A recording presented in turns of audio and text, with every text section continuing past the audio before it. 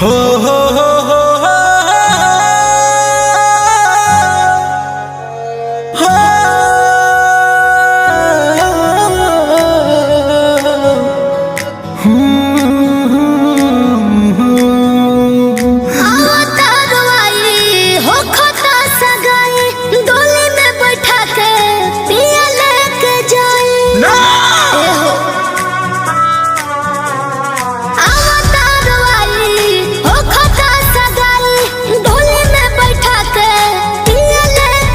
जब जैबू तू डोलिया से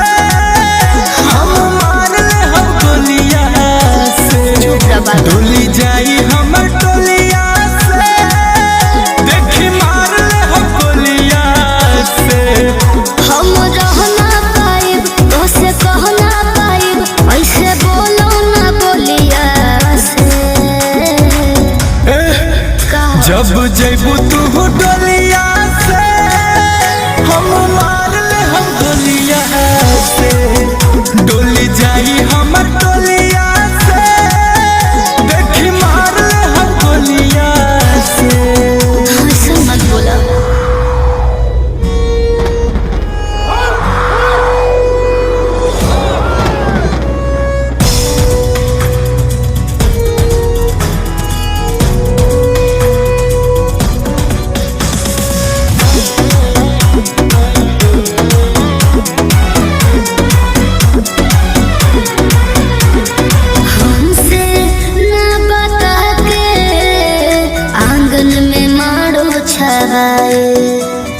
पूछने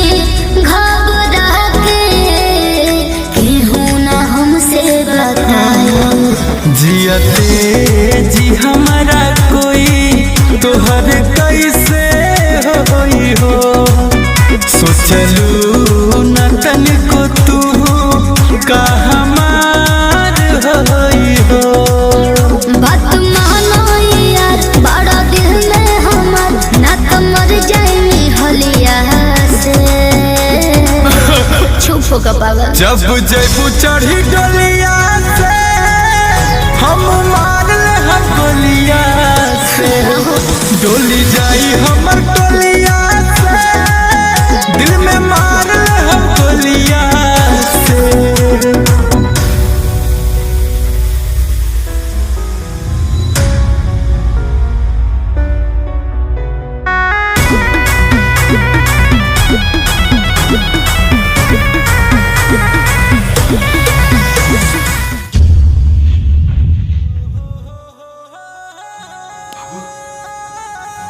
तू दूसरे से शादी कर रहा बारू।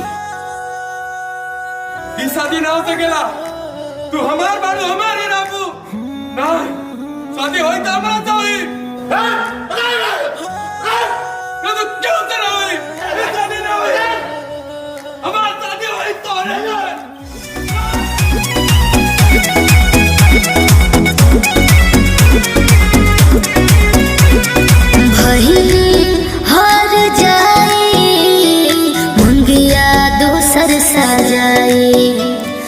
जन्मों जन्म लागो तुम साथ फेरा लगाए मर जाई तोहर गुंजान जब होई तोर विदाई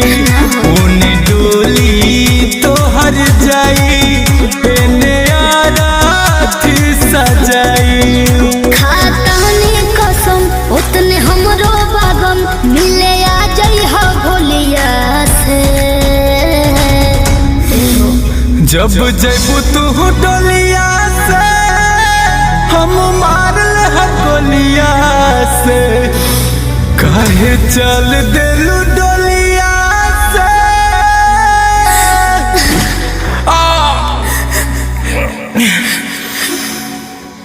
देख मार लेनी